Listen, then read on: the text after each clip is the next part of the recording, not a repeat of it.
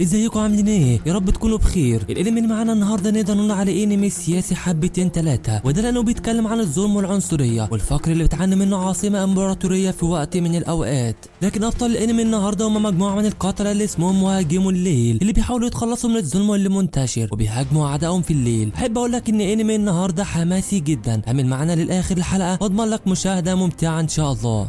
بيبدأ الانمي معانا بتاتسيومي اللي جاي من قرية فقيرة جدا، وفي طريقه للعاصمة الامبراطورية علشان يلتحق بالجيش. وهو في طريقه بيكون في جواله في طريق بيقابلهم وحش ضخم معروف بالتنين الارضي، وبيكون خلاص هيقضي على الجوالة، لكن تاتسيومي بيتألق في قتاله وبيقضي على وحش من الدرجة الاولى. بيشكر الجوالة تاتسيومي وبيلاحظوا ان شكله غريب على القرية، فبيسألوا عن وجهته. ولما تاتسيومي بيقول لهم انه رايح العاصمة الامبراطورية علشان يلتحق بالجيش ويكسب فلوس يقدر من خلالها انه ينقذ اهل قريته الفقراء، بيطلبوا الشغم. بيقرب منه واحد من الجوالة وبيقول له خلي بالك العاصمه ما بقتش زي زمان، وفيها وحوش كتير جدا، ومش وحوش زي التنين الارضي لكن بشر عاديين اسوأ من الوحوش، وانتشر فيها الظلم والفقر والعنصريه ضد الفقراء. لكن تاتسيومي بيقول له عيب عليك انا قدها وعارف هعمل ايه كويس. بيكمل تاتسيومي طريقه للعاصمه وبينبهر بجمالها والمحلات الكتير اللي فيها، وبيحلم انه في يوم من الايام يكون معاه فلوس كتير ويشتري مدينه في العاصمه. وبيتجه تاتسيومي للتجنيد وبيقدم على طلب انه يكون ضابط، لكن الموظف يقول له انه يبقى من الجنود المشاة في البدايه لحد ما يرتقي ويبقى ضابط. وتاتسيومي بيكون ما عندوش وقت لكل ده وشايف ان مهارته اعلى بكتير من انه يكون جندي مشاة، لكن الموظف بيطرده وبيقول له ان مفيش فلوس، وعلشان كده توظيف الضباط بقى قليل الفتره دي.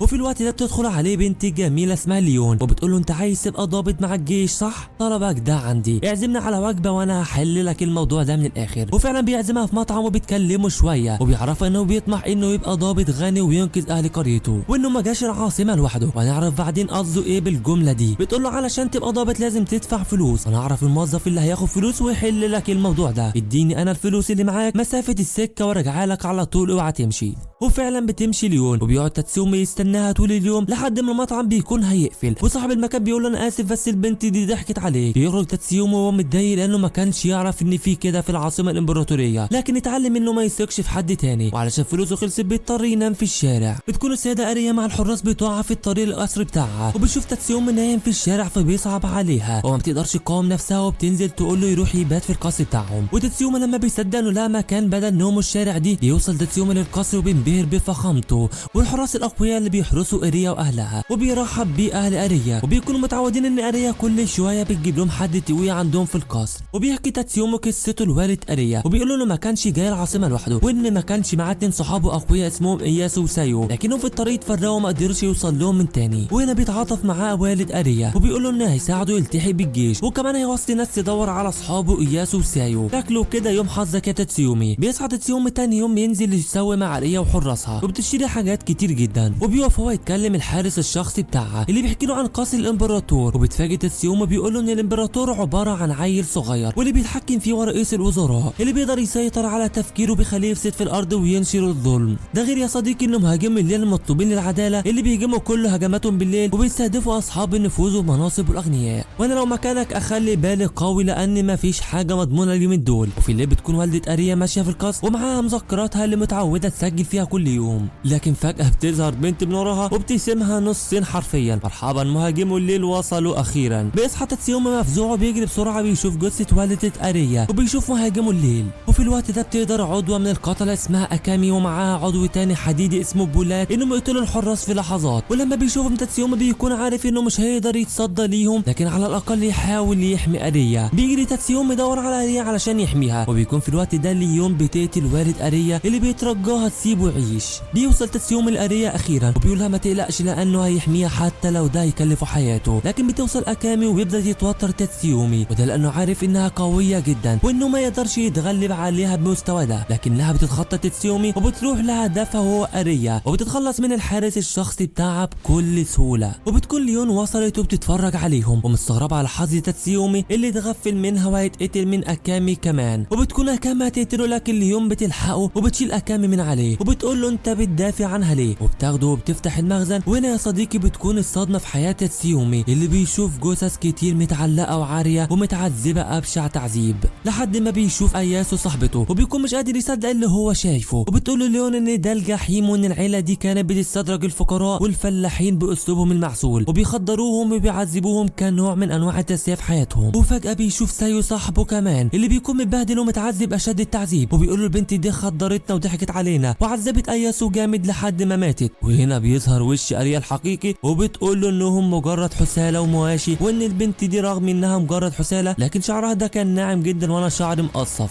وعلشان كده كان لازم تتعذب علشان تحس باللي انا فيه. بتخرج اكامي سلاحها علشان تقتل البنت الساديه، لكن تاتسيومي بيوقفها وبيقسم هو البنت نصين. وهنا بتتفاجئ ليون من رد فعل تاتسيومي وبتفكر تضمه معاهم للفريق، وبيكون سايو خلاص بيخرج في الروح وبيودع تاتسيومي. بتاخد ليون تاتسيومي من قفال الفريق بتاعها علشان يرجع معاهم للمقر السري. بيدفن تاتسيومي اصدقائه وبيودعهم وهو قاعد بيفتكر الاحلام اللي حلموها مع بعض، وانهم هيحصلوا على فلوس كتير جدا علشان يقدروا يساعدوا قريتهم. لكن دلوقتي بقى العبء عليه هو لوحده. لكن اليوم بتقطعه بتقول له يلا بينا بقى علشان اعرفك على اعضاء الفريق. لكن تاتسيومي اصلا بيكون لسه ما قررش انه عايز ينضم للفريق وبيقوم غصب عنه. بتعرفوا الاولى على شيري اللي بتكون بنت غريبه الاطوار جدا، وبتشجعه للانضمام ليهم بانها بتقول له لو ما انضمتش لينا كده كده هتتقتل لانك عرفت مكان مخبأنا خلاص. اما بقى تاني واحده فهي ماي اللي بتكون مش طايقاه اصلا وبترفضه في الفريق وبتعامله معامله وحشه. لكن اليوم بتقول له ما تقلقش هي بتعاملنا كلنا بالطريقه دي فما تضايقش نفسك. وبيروحوا بقى للعضو الثالث وهو بولات اللي بيكون قالع البدله الحديديه بتاعته وبيتمرن، وبيبقى جسمه مفتول العضلات وبيتمرن تمارين قويه جدا. وبنعرف انه كان ضابط في الجيش قبل ما ينضم لمهاجم الليل. والعضو الرابع في الفرقه هو اللاباك المنحرف. اما العضو الخامسه يا صديقي هي اكامي اللي كانت هتقتل تاتسيومي واللي قتلت وحش ضخم وقاعده بتشويه وبتاكله عادي جدا ولا كانها بتعمل حاجه. وبتقول لليون ان الزعيمه موجوده وبتزعق الزعيمه لليون وبتقول لها مين الولد ده، فبتعرف عنه تاتسيومي ولد قوي وحاسه انه هيبقى مناسب لو انضم لينا. بتطلب الزعيمه منهم تقرير عن اخر مهمه ليهم ومعلومات عن الولد ده، وفعلا بيعملوا ميتنج وبيقول تاتسيومي انه لسه ما قررش انه عايز ينضم ليهم ولا لا، وهل لو رفض هيتم قتله. فبتقول له انه مش هيتقتل بس هيشتغل في مصانع خاصه بيهم. وهنا تاتسيومي بيقول لها انه كان جاي علشان ينضم للجيش ويبقى مقاتل قوي ويكون ثروه كبيره يقدر من خلالها انه يتغلب على الفقر اللي بتعاني منه قريته. لكن اللي هم بيعملوه ده عكس خالص اللي هو كان عايز يعمله، وقتل الاشرار مش حل علشان الدنيا تكون احسن. لكن الزعيمه بتحكي له قصه مهاجم الليل وبتقول له اننا كنا الاول عباره عن حكام واحد بس، لكن دلوقتي عددنا زاد جدا ومستنيين الفرصه المناسبه اللي نقدر نمسك فيها البلد ونحسنها، وساعتها هنساعد الفقراء بما فيهم قريتك. وهنا بيفرح تاتسيومي وبيحس انهم ابطال بيحققوا العداله، لكنهم بيوضحوا له الفكره وبيقولوا له انهم مجرد قتله مجرمين مش ابطال. لكن بيقرر تاتسيومي انه ينضم ليهم حتى لو هيكون مجرم في سبيل انه ينقذ الفقراء من الفقر والجهل والظلم.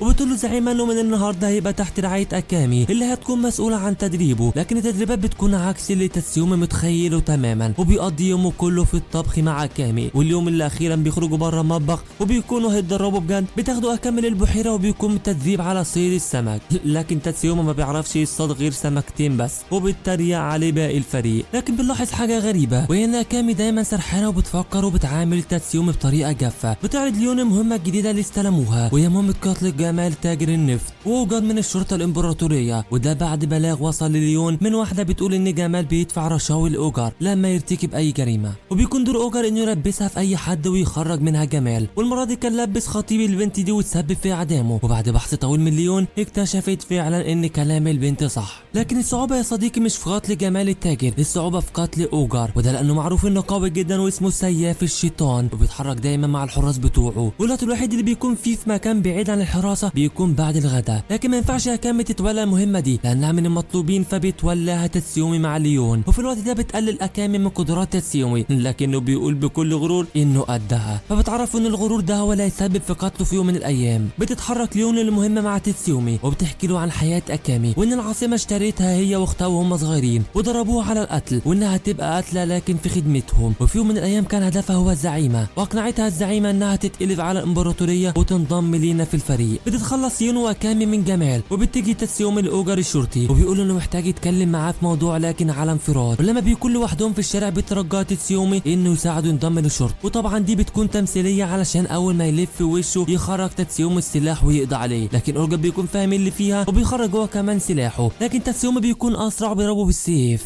بيقع اوجر على الارض وبيفرح تاتسومي لكن ما بيلحقش يفرح لان اوجر بيقوم وبيقول له فاكر انك هتقضي على اوجر العظيم بالسهوله دي، وبينزل عليه بالضربات، لكن تاتسومي بيقدر يصد ضرباته وبيديله الضربه القاضيه وبيشرحه، وبيرجع هو فخور بنفسه المقر السري وبيقدم التقرير، وبيكون لسه بيتفخر قدام اكامي لكن بتقلعه كل هدومه علشان تطمن ان مفيش اي جرح عليه، وبتتغير 180 درجه وبتعامله بكل حب، وبنعرف انها كانت بتعامله بطريقه جافه علشان خايفه عليه وعلشان في رفيق ليها مات قبل كده بسبب غروره. وهنا بتقول الزعيمه لتاتسومي ان من دلوقتي هتكون تحت رعايه ماي، وبيتم اكتشاف ان في دخلاء في المقر السري، فبيخرج الفريق كله للقضاء عليهم، وبينبهر تاتسومي ببولات لما بيستخدم السلاح الاسطوري بتاعه، وبنشوف لاول مره مهاجم واللي هما بيقاتلوا بقوتهم الحقيقيه، اكامي اللي بتقدر تقضي على 3 اعضاء بضربه واحده، واللي ما بيموتوش بيتسمم بالسم اللي موجود في سلاحها الاسطوري. اما ماي فسلاحها بيطلق رصاصات قويه جدا بتمحي عدوها من الوجود، وبتستني الهشير اللي بتقسم من عدو نصين. اما بقى لاباك فبيستخدم الاوتار الحاده اللي بيقدر من خلالها ان يشيل حركه العدو يقتله بكل سهوله، وبولات الحديد اللي بتخلص من عدد كبير من الاعداء في ضربه واحده باليد. ومعاهم تاتسومي اللي بيتحسن في القتال وبيقوم بدور مهم جدا في القتال، وفي نهايه القتال بيعترفوا بيه لانه مستواه بيتحسن يوم بعد يوم. بنشوف بعد كده يا صديقي تاتسومي بيفتكر اصحابه اياسو وسايو، وده بيحمسه اكتر انه يتحسن كل يوم بعد يوم. وتاني يوم بيجهز تاتسومي نفسه لانه النهارده هيكون تحت رعايه ماي وهتكون مسؤوله عن تدريبه، وبيقف قدام غرفتها مستنيها تصحى علشان يبداوا تدريب. ولما شيري بتعرف بتدخل علشان تصحيها، لكن الزعيمه بتقول لها ده هيكون دور تاتسومي، وفعلا بيدخل علشان يصحيها، لكن ماي بتبقى بتغير هدومها فبتتعصب عليه وبتمسك سلاحها وبتبقى هتقتله، لكنه بيقدر يتفادى الضرب وبيعتذر لها انه ما خبطش قبل ما يدخل. بيبدا تاتسومي يومه مع ماي وبيتمشى في شوارع المدينه بعد ما عرف حقيقتها، وبقى قادر يشوف في عيون الناس الحزن والاكتئاب، وكمان لاحظ الفقر والظلم والخوف السياسي اللي في الناس، وبيسمع صوت غريب جاي من حاره من الحارات. واول ما بيدخل الحاره بيلاقي اتنين بيتنمروا على طفله صغيره وبيضربوها. بتدخل ماي بتزقهم وبتدي الامر لتاتسومي انه يتخذ معاهم الاجراء اللازم، وفعلا بيستخدم تاتسومي السيف وبيجرحهم قدام البنت الصغيره. ولما البنت بتشكر ماي بتقول لها ما تشكريش حد، الاحسن تتعلم ازاي تدافع عن نفسك. بيكملوا طريقهم وبيشوف تاتسومي منشورات للمطلوبين الخاصه بمهاجم الليل، وبيشوف صوره لشخص غريب، لكن ماي بتقول له ان ده يبقى بولات، لكنه غير قصه شهر ما انضم للجيش، واللي بالمناسبه بتكون اسوأ بكتير من القصه القديمه. بعد كده بيكملوا يومهم اللي بيكون كله عباره عن تسوق، وبيكون دور تاتسومي انه يشيل الشنط لماي مش اكتر ولا اقل. ولما تاتسومي بيفيد بيه بيقول لماي ان ده مش تدريب وان كل اللي بيعملوه عباره عن تسوق، لكن ماي بتسمعه كلمتين وبتقول له انت هتسوي نفسك بينا ولا ايه؟ احنا دخلنا معارك بعدد شعر راسك. لكن تاتسومي بيقول لها انه عارف ان خبرته قليله، لكنه عايز يتحسن علشان يقدر ياخد حق اياسو وسايو ويحقق حلمهم. وهنا بيسمع تاتسومي صوت عالي وناس كتير بتتجه المكان في المدينه، ولما بيسال ماي بتقول له ان اكيد في اعدام عام. وهو ما بيوصلوا بيشوف تاتسومي مشهد مرعب جدا لناس متعلقين وتم اعدامهم رميا بالاسهم، وبتقول له ماي ان ده العادي في العاصمه الامبراطوريه بعد تدهور الحكم وبعد تولي الامبراطور الصغير اللي رئيس الوزراء لاعب في دماغه، وبتحط عادل نفسها ان ده مش هيكون مصيرها في النهايه. وعلشان نفهم اكتر يا صديقي بنشوف الحكم المستبد في قصر الامبراطور الصغير، هو بيحكم على تاجر بالاعدام، ورئيس الوزراء اللي عمال بيطبل له وبيوجهه لاعب في دماغه، وبيخرج التاجر عن صمته وبيقول للامبراطور ان رئيس الوزراء بيستغلك وضاحك عليك، لكن الامبراطور بيقول عليه مجنون وبيرسله الاعدام. ورئيس الوزراء ما بيكتفيش بالاعدام، ده بيروح بيقول له ما تخافش على مراتك انا هعرف اعتني بيها كويس قوي. وطبعا كلنا عارفين هيعتني بيها ازاي بالظبط. بنرجع تاني لابطال قصتنا اللي بيتكلفوا بمهمه جديده، وهي مهمه القضاء على تاجر اسمه ايوكول اللي بيكون له علاقه بالوزير اونس، واللي بيستغل علاقته بالوزير وبيرتكب جرائم كتير وبيستعبد النساء وبيمارس الفساد. بيتجه مهاجم الليل على قصر ايوكول، وبيكون قتل ايوكول هو دور ماي اللي بتستخدم السلاح الاسطوري في قتله. وبيكون تاتسومي مندهش من قوه تركيز ماي لحد ما بيخرج ايوكول وبيكون وسط عدد كبير من الناس الابرياء، فبيقول تاتسومي لماي ما تستني، لكنها بتطلق الرصاص وبتقتل ايوكول وبتقول له انها محترفه ومش هيجي المستجد ويعلق عليها يعني. وبعد كده بيخرج الحراس الخمسه للوزير علشان يقضوا عليهم، واللي بيكونوا متدربين في مدرسه كيونجي للفنون القتاليه، وده بيخليهم مقاتلين خطر جدا على مهاجم الليل. وفي الوقت ده ماي بتحكي لتاتسومي على جزء من حياتها وهي صغيره، وانها كانت جايه من بلد اجنبيه وكانت بتعاني من التنمر بسبب اسلوب الحكم الفاسد اللي موجود، علشان كده عايزه تبقى قويه وغنيه علشان تساعد المغتربين الاجانب انهم ما يعانوش نفس المعاناه بتاعتها. وبتكون ليون وباقي الفريق قضوا على الحراس لكنهم 4 بس وفي واحد ناقص، واللي بيجي على ماي لكن تاتسومي بيفديها وبيبدا في قتاله. ولما بيعرف انه مش هيقدر يقضي عليه بالسيف بيقرر يستعين بماي وبيثبت جسمه بيقول له ماي تضرب، وانه واثق فيها انها هتصيب الحارس من غير ما تاذي تاتسومي لانها قناصه محترفه. وفعلا بيقدروا يقضوا على الحارس، لكن بيكملوا خناقه لان النار مسكت في شعر تاتسيومي. وبتنتهي حلقتنا بمشهد لراجل شرير ومرعب جدا بيسعى وراء اكامي وهدفه انه يقتل اكبر عدد من الناس. وبكده تكون حلقتنا خلصت النهارده يا صديقي. لو عايز تعرف ايه اللي هيحصل مع اكامي وهل تاتسيوما هيقدر يحقق حلم اصحابه اللي ماتوا ولا لا، يبقى اكيد مش هتنسى تعمل لايك للفيديو وسبسكرايب للقناه وتفعل زر الجرس علشان يوصلك حلقاتنا الجايه في اسرع وقت. مع السلامه.